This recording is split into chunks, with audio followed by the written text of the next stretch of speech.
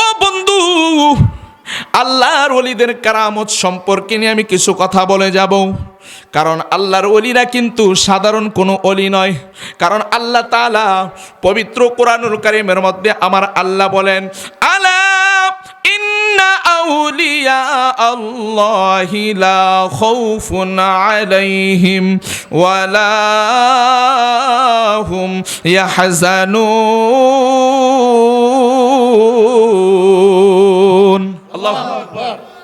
আল্লাহর ওলি যারা, তাদের কোনো ভয় নাই। আর আল্লাহর ওলিদের ব্যাপারে কথা বলার আগে তোমরা সাবধানতা অবলম্বন করবা।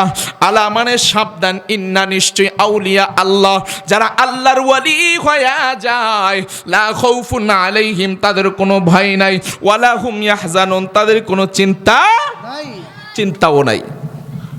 এটা দিয়ে তাফসীরের মধ্যে বোঝানো হয়েছে আল্লাহর ওলিদের ভয় চিন্তার কথা বলা হয়েছে। হাসরের ময়দানে আল্লাহর ওলিরা কোনো চিন্তিত হবে না, আল্লাহু আকবার, এবং তারা কোনো ভয় করবে না। কবরে তাদের কোনো ভয় নাই, সুবহানাল্লাহ।